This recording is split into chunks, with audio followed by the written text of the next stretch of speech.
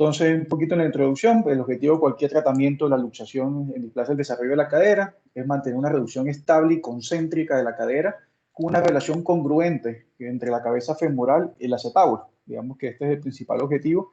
pues, pero obviamente evitar las complicaciones a largo plazo, que principalmente puede ser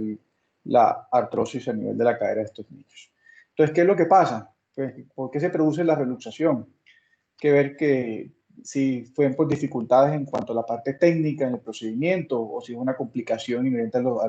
a las intervenciones de lo que se realizó. Digamos que este siempre va a ser, digamos, la pregunta que nos debemos hacer cuando vemos, cuando llega un paciente en estos casos, pues, sea de nosotros, sea remitido de otro colega o de otra institución, determinar qué pudo haber sido lo que haya pasado en estos pacientes. Entonces, esas son las principales preguntas que uno se realiza en cuanto a esto. De esto, digamos que específicamente hablando de reluxación, después de una cirugía abierta, no hay mucha literatura, lo único que encuentra uno son series de casos, digamos que es lo que se basa para determinar esta epidemiología. Dice que se produce de un 0 a un 8% cuando se hacen abordajes anteriores o anterolaterales y una incidencia un poquito mayor cuando se hacen por abordajes mediales, con una incidencia del 5 al 14%. Esto está descrito, digamos que en varios artículos, pero como decía, tomando en base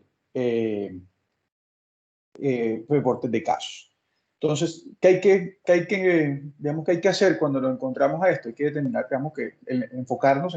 enfoque de por qué se produjo la reluxación, cuáles van a ser, digamos, que el motivo de esta. Entonces, ellos siempre determinaban como tres factores importantes. ¿Cómo se enfocó el paciente cuando se realizó? Pues los problemas técnicos, el procedimiento que se realizó inicialmente. Hablan de la edad del paciente al momento de la reducción inicial. Sin embargo, pues digamos que los estudios no son claros en cuanto a determinar pues, si hay un factor, digamos, que es relevante en esto, si va a haber una mayor incidencia dependiendo del tiempo, pero sí lo nombran como entre los principales problemas que puede ocurrir en los pacientes que producen reluxación pues, del procedimiento inicial. Y otro punto clave que hablan es la experiencia del cirujano. ¿Sí? Digamos que ellos lo nombran como de los principales motivos o las tres causas principales para que se produzca una luxación, una reluxación en estos tipos de pacientes.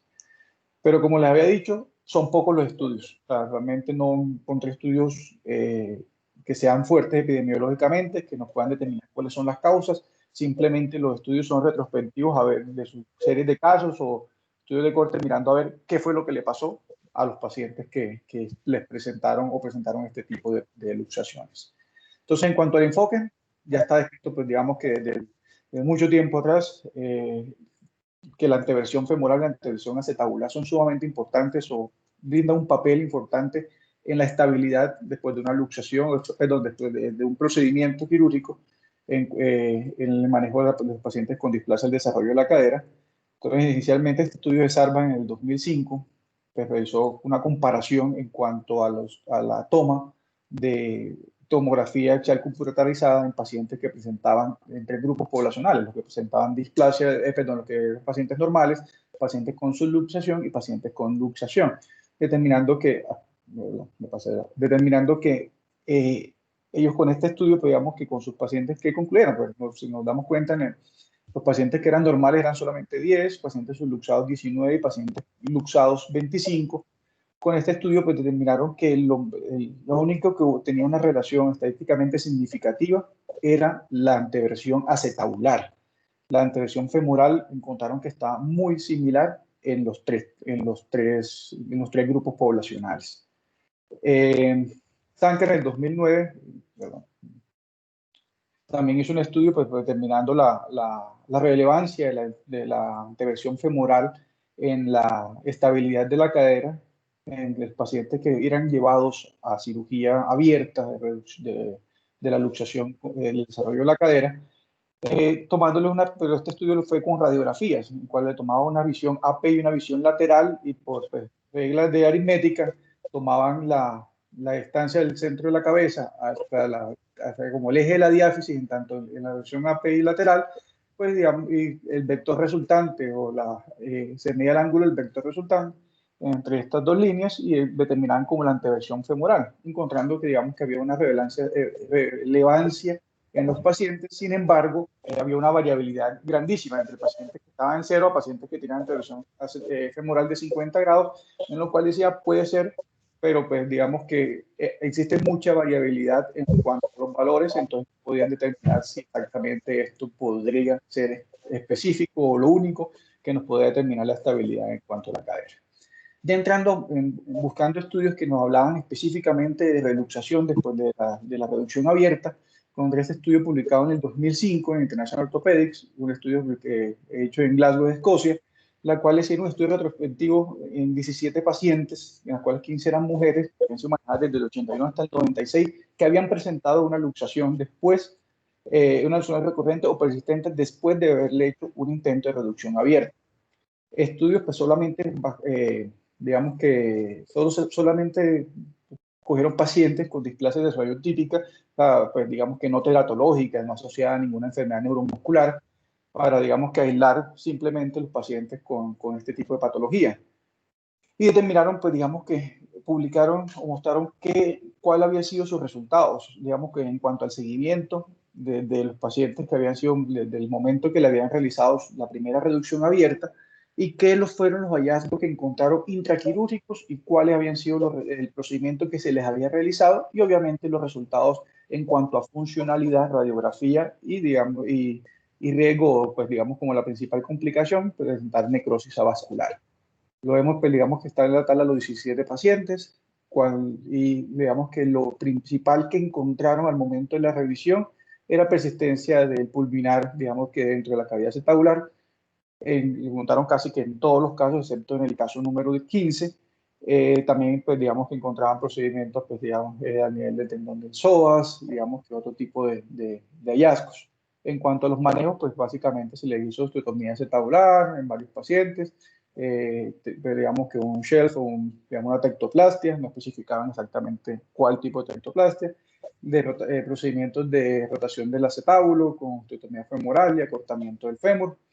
Y en el caso 17, pues se le hizo una osteotomía de Chiari. Como vemos, pues los resultados funcionales, digamos, según la clasificación de Ponseti que escribieron ellos para resultado funcional, eran resultados buenos, pues digamos que habían limitaciones en varios pacientes para la movilidad, pero sin dolor.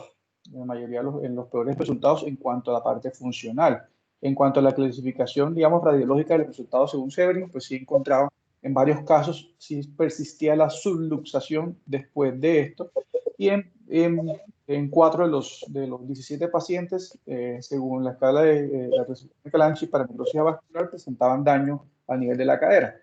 Entonces, ¿qué determinaron ellos? Que dándose cuenta, digamos, que sus hallazgos intraquirúrgicos en el momento de la revisión, que la importancia de la liberación de las partes blandas es lo primordial en este tipo de pacientes. Pues digamos que ellos lo determinaron como fallas técnicas en cuanto a la realización del primer procedimiento,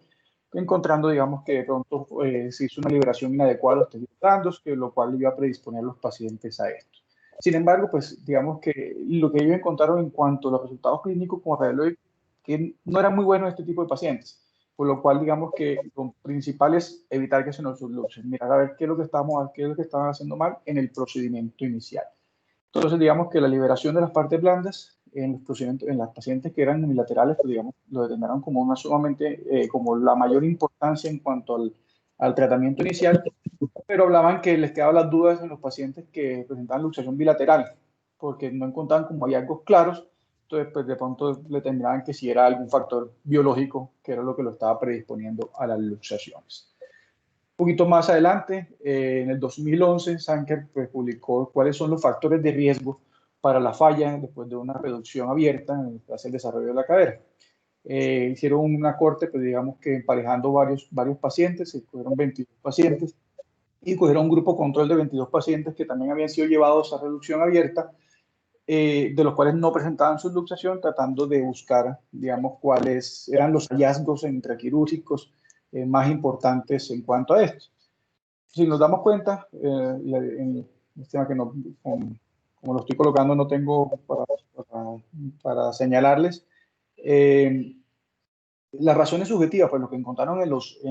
los hallazgos intraquirúrgicos varía mucho. Entonces, encontraban desde obviamente, el exceso del pulminar, digamos que aumento del pulminar, el aumento de la anteversión femoral, digamos que en un procedimiento, un paciente que le hicieron de rotación del fémur, notaron que había una retroversión femoral, o sea, digamos que habían tratado, habían sobrecorregido esta anteversión femoral y esta había sido de pronto la causa de esto.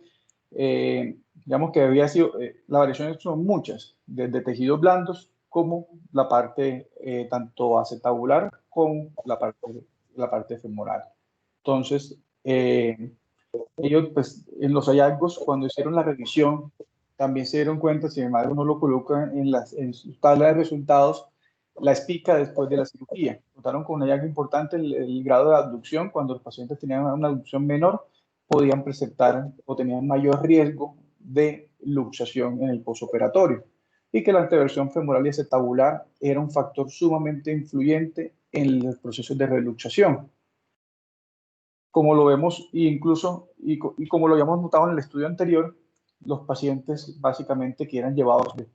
a un procedimiento de revisión, los resultados no eran buenos, encontrando una subluxación en 7 de los pacientes del grupo, con varios hallazgos estadísticamente significativos, como lo era esto, como era el índice Everin, que hablaba de grado 3, grado 3 o peor, que ya son grados de subluxación hasta luxación, y con un índice de migración mucho mayor. Entonces, digamos que nuevamente nos mostraban que los resultados posoperatorios después de una revisión no eran buenos. Este es el estudio, digamos, que más, como más relevancia clínica, pues, digamos, que fue el estudio epidemiológicamente como más juicioso que encontré, a pesar de que son pocos, publicado, estos son de unos turcos, publicados en el Hip International en el 2017, en los cuales ellos quisieron buscar era cuáles las causas de la pérdida de la reducción después de ser llevado a una reducción abierta. Después de una reducción abierta y que habían tenido digamos que una reducción concéntrica después de retiro de las picas de los aparatos ortopédicos, es decir, que no fue en el postoperatorio inmediato, sino fue mucho después del retiro, presentaban, o sea, cuando los pacientes lo empezaban a movilizar o a caminar, presentaban nuevamente luxación. Entonces, ellos terminaron unos estudios, recopilaron entre los 126 pacientes que habían sido manejados por este tipo de patología. Habían presentado 11 de sus pacientes habían presentado una nueva luxación después del procedimiento y 14 pacientes de estos habían sido remitidos de otras instituciones, o sea, no eran pacientes de ellos, sino pacientes que habían sido manejados en otros lados, que habían sido remitidos para el manejo secundario. Los dividieron en dos grupos, un grupo A, que eran los pacientes que habían sido reluxados que se habían reluxado, y un grupo B, que eran los pacientes que según género, sitio, tipo de osteotomía, se emparejaron estadísticamente, o sea, buscaron que fuera un grupo comparativo homogéneo en este tipo de pacientes. Básicamente los del grupo A, pues digamos que eran los únicos que habían presentado luxación, de los cuales finalmente quedaron 13 pacientes de los estudios, ya que se excluyeron, digamos, nuevamente pacientes con patología neuromuscular, simplemente patologías del desarrollo típica, en estos grupos de pacientes. A los 5 meses postoperatorios, la mayoría los habían presentado la reluxación. No era una luxación o una reluxación inmediata, sino a los 5 meses más o menos del postoperatorio. Compararon todo esto en cuanto a grupo A, grados de abducción a nivel de la espica posterior a la cirugía, y este fue el único hallazgo estadísticamente significativo que encontraron entre los grupos A y grupo B, o sea, entre el grupo de los que se habían reluxado y el grupo control. Entonces, digamos, les daba como ciertas dudas si era solamente esto lo que les producía. Cuando fueron llevados los 13 pacientes que finalmente pertenecieron al grupo de casos a cirugía, se encontraron básicamente que en uno pues había una cápsula inferomedial metida dentro del acetábulo que pues, lo atribuyeron a la causa de la luxación, un aumento del ligamento transverso en uno de los pacientes, y en los demás la anteversión femoral aumentada fue, digamos, que el hallazgo intraoperatorio más relevante para la producción de la luxación en esta serie de pacientes. Este es digamos que unos casos que muestran en el artículo. En la imagen A que le he a la izquierda, cuando llega el paciente al momento de la luxación, la B cuando le hacen la reducción abierta y el manejo a nivel acetabular, Ya los 5 meses de control postoperatorio, la nueva luxación se ve en la imagen C. Y la imagen D ya cuando he llevado nuevamente la revisión de la cirugía y se le hace la osteotomía femoral de rotatoria. Y la imagen E, que es la última de abajo a la derecha, ya el control un año después, como se ve, digamos que la relación concéntrica y contenida de la cadera. Entonces, ellos no determinan una causa clara, pues por lo que lo único hallazgo estadísticamente significativo fue la abducción de la espica, pero sí, sí dejan como entredicho, pues digamos que no es estadísticamente significativo, pero la relación de la anteversión femoral, como ya lo hemos visto en los estudios previos, pues digamos que este va a determinar una zona de seguridad al momento del procedimiento para mantener una relación concéntrica de la cadera. La osteotomía pélvica y la capsulorrafia son otros, digamos que procedimientos, pero obviamente la osteotomía pélvica en caso que sea necesario, que uno no encuentre, digamos que una relación concéntrica después de la corrección de la anteversión. Y la capsulorrafia nombra como algo importante el control, digamos que postoperatorio, en la manejo de partes blandas que nos puede ayudar en el manejo de estos pacientes. Sin embargo, pues no nos va a reemplazar o simplemente esto no va a cambiarnos si no tenemos una adecuada corrección de la anteversión femoral o un techo adecuado. Digamos que no le podemos dejar solamente a la capsulorrafia todo el manejo, todo el cuidado de la reducción, porque pues, digamos que pueden obtener actos inadecuados. Entonces, perdón. Entonces, ¿qué hacer? En un estudio que encontré, pues, habla que cuando encontramos una luxación al momento, pues digamos que retiro la espiga, al momento de la espiga, pues repetir la reducción. Esto cuando pues, los resultados son, cuando el hallazgo es agudo, por decirlo así. Cuando ya es crónico, pues hay que detenernos y estudiar qué es lo que está pasando o qué fue lo que pasó. Entonces hay que mirar a ver cuáles son los cambios en las partes blandas, porque básicamente va a existir unas cosas adicionales que nos van a impedir que obtengamos una reducción concéntrica de la cadera, y va a ser necesario, digamos, el estudio tomográfico con reconstrucción tridimensional para ver cuáles son los hallazgos específicamente en cuanto a versión acetabular, versión femoral, si hay, digamos, que algo que nos pueda impedir que la cadera, o explicarnos por qué la cadera nuevamente se luxó después de la intervención. Entonces, ¿qué se puede hacer adicionalmente? ¿Qué es lo que, digamos, que es lo que nos podemos preguntar en estos tipos de pacientes? Entonces, como lo nombramos en el estudio anterior, pues la capsulorrafia es sumamente importante. Sin embargo, que no podemos dejarle solamente a esto. Entonces, digamos, ¿qué hay de nuevo en esto? ¿Qué se puede hacer en el manejo de una adecuada capsulorrafia? Pues, digamos, primero la capsulotomía bien hecha, obviamente invertida, digamos, que la transversal sobre el acetábulo y ya hacia el nivel del cuello una paralela, una perpendicular, perdón, para evitar hacerla a nivel de la región intertrocantérica para, pues obviamente, disminuir el riesgo de necrosis vascular. Este fue un estudio, digamos, que leí simplemente el abstract porque no, es un estudio que salió ahorita, acaba de salir en septiembre de 2020, de Junior Pediatric B. Hablaba de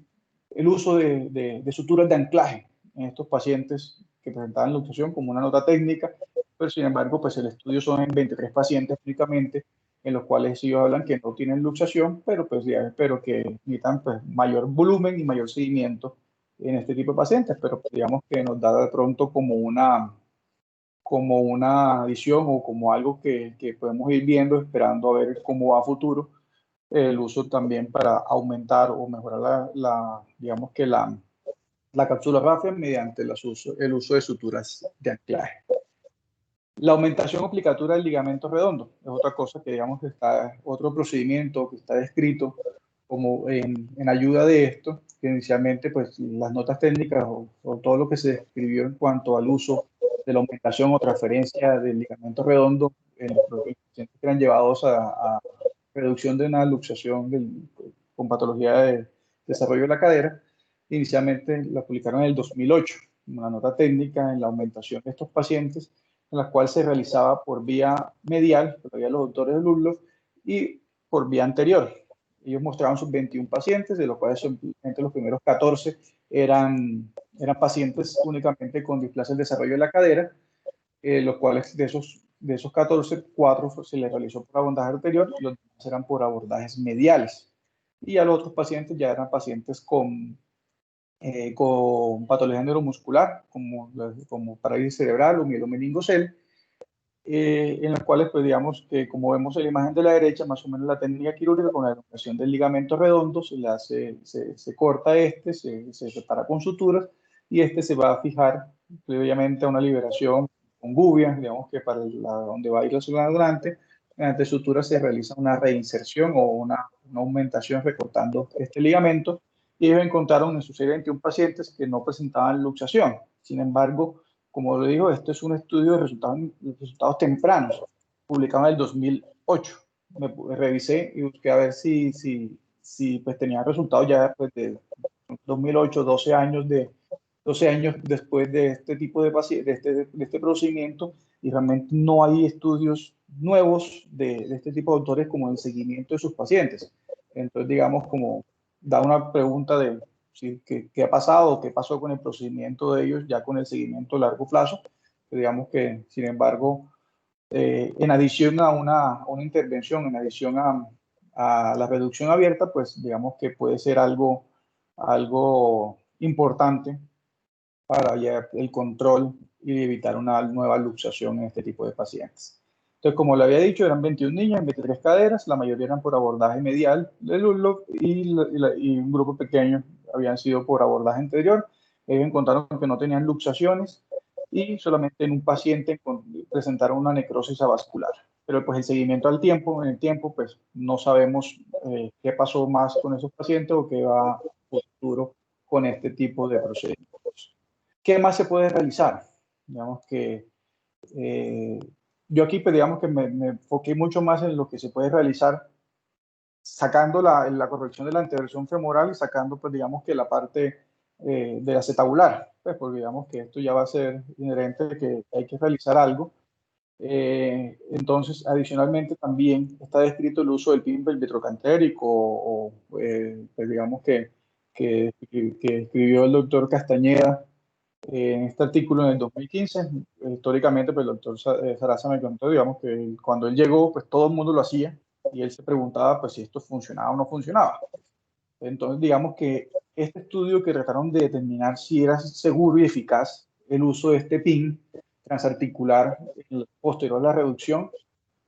y básicamente, pues digamos que el estudio tiene varias limitaciones en cuanto a sus resultados, pues porque realmente vemos que el grupo de control, el grupo de casos, o sea, los pacientes que lo usaron,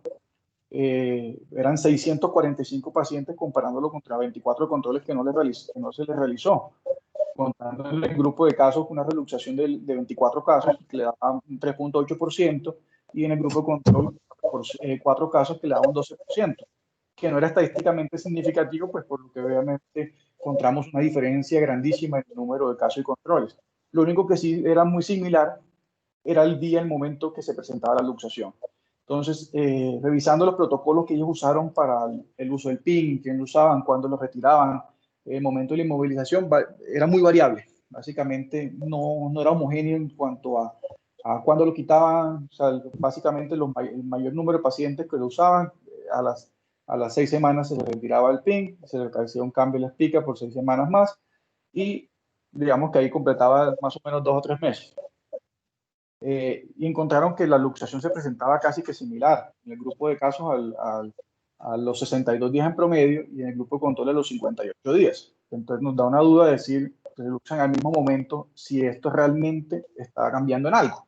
¿sí? O sea, si realmente el uso de este PIN transarticular sí iba a dar o sí está dando una seguridad o algo adicional en cuanto al manejo inicial. Eso sí, ellos dijeron que, pues, digamos que sus infecciones en cuanto a infección profunda a nivel articular, pues, con de mis ciento y pico pacientes, pues, contaron solamente 0.3%. Y ya, digamos que infecciones a nivel superficial en el tracto del PIN, que habían sido manejadas únicamente con antibióticos orales sin una complicación, llegaba hasta el 8%. No encontraron condrolisis en ninguno de los casos, ni cierre prematuro del cartílago triirradiado, por lo cual ellos, digamos que no lo recomiendan como una práctica de rutina. Pues básicamente, pues, el poder estadístico del estudio no les va a dar para eso, pero sí refieren que puede ser una ayuda, es un procedimiento que puede ser eficaz, y que con las tasas de complicación puede ser seguro. Sin embargo, pues no sé, como le hablaba con el doctor Salas ayer, si esto puede ser para más tranquilidad de uno para dormir en la noche después de la cirugía de revisión o de la cirugía de la reducción de la luxación, o si en verdad esto nos puede estar ayudando para evitar una luxación después de esto y después de una reluxación, perdón, después de este tipo de pacientes. Aquí hay algo anecdótico, pues digamos que encontré este procedimiento de la artroplastia de colona como algo también que se puede realizar en pacientes después de una cirugía fallida o una reluxación recurrente en esto. Sin embargo, son estudios con casos muy viejos, pues realmente series nuevas de este tipo de procedimiento no las encontré, exceptuando ya en pacientes mayores, lo cual lo que hacía era como pues, con la luxación crónica,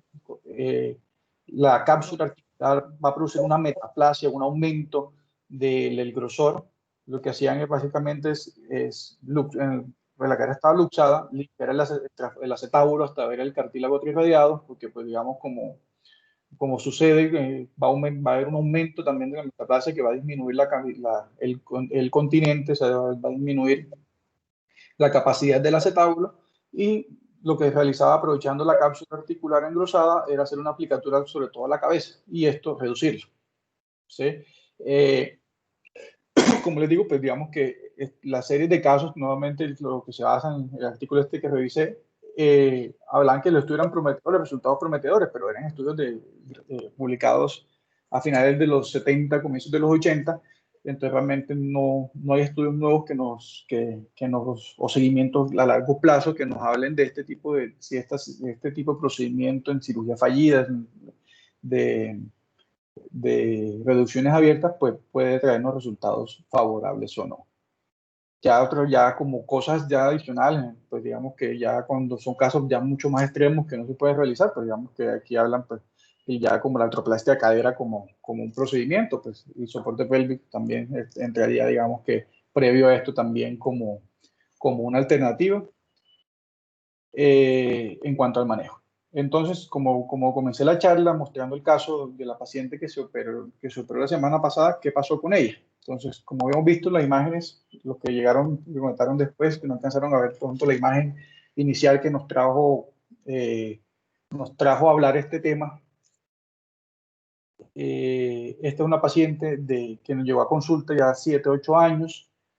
que había sido intervenida aproximadamente 4 veces en su cadera izquierda, en los procedimientos iniciales a los 2 años y el segundo como grupo de procedimientos hacia los 4 años,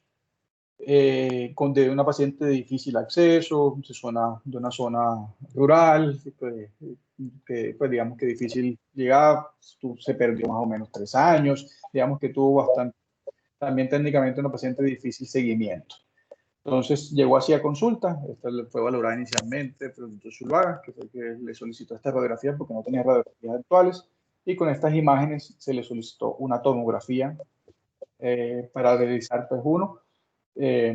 digamos que nos podía dar la reconstrucción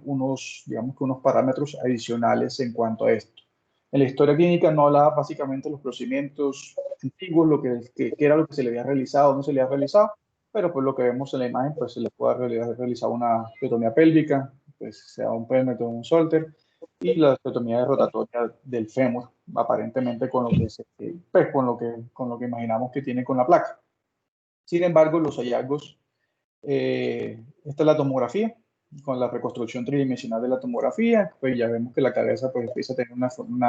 una deformidad importante, el acetábulo displásico, pues aquí las tomas pues, como ser una tomografía no podemos ver exactamente las partes blandas, pero pues en los hallazgos intraquirúrgicos encontramos digamos que esa metaplasia o esos cambios que se observan o que pudieron revisar los estudios en cuanto a la cavidad acetabular,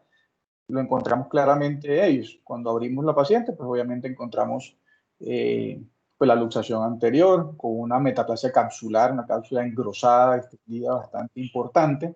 Y a nivel, cuando llegamos al acetábulo, encontramos, dijimos, pues esto es un acetábulo plano, o sea, no tiene profundidad. Esa fue la primera, digamos que la primera a primera impresión y cuando realizamos la reducción nos quedaba subluxada, como digamos que la mayoría de los estudios quedaban incluso subluxadas, no reducía casi, como la mayoría de los estudios lo nombraban. Entonces, ¿qué nos pusimos a hacer? Pues se limpió el acetábulo encontrando que lo que estaba contenido no era cartílago, sino era un tejido metaplástico, digamos que adicional al cartílago articular, se limpió exhaustivamente, hasta ya llegamos, digamos que a observar parte del fondo y la parte del trirradiado, dejando un cartílago ya acetabular, digamos que pues, características más normales, y nos dimos cuenta que pudimos darle mayor profundidad al acetábulo. Entonces, nuevamente, pero obviamente con la displasia acetabular, pues el contenido no iba a ser, la relación o la congruencia, la relación concéntrica, pues obviamente no iba a ser la mejor. Por eso digamos que entramos a hacer los procedimientos adicionales, pero básicamente lo importante de esto era ese manejo de los tejidos blandos, porque creo que con la parte simplemente, si hubiésemos hecho manejo óseo, pues básicamente no nos hubiese dado una relación más concéntrica. Entonces, se hizo la limpieza del cartílago, se hizo la limpieza a nivel acetabular. Bueno, estos son otro nivel de los cortes tridimensionales de la tomografía, viéndolo de lado, ya quitando el fémur, mágica aprovechando la tecnología y lo que nos permite los programas, quitando el fémur para observar cómo se ve el acetábulo en cuanto a la parte superior, un acetábulo bastante displásico, una imagen lateral. Sin embargo, pues digamos que nos daba a ver qué es lo que podíamos hacer en cuanto al procedimiento. Estas son las imágenes del paciente. Entonces, como le estaba diciendo, limpiamos bastante el acetábulo, le dimos profundidad a esto. Con esto, pues ya el fémur ya entraba, digamos que ya se observaba que, digamos, que medializaba mucho más de lo que veíamos en las imágenes anteriores en la fluoroscopia, que permanecía subluxado. Se hizo una osteotomía femoral varizante y de rotatoria, y adicionalmente a nivel acetabular, si nos inclinamos, como ya ves, ya es un acetábulo que está tocado, digamos que la pared, digamos que la tabla externa, digamos que estaba afectada por la osteotomía previa. Decidimos realizar una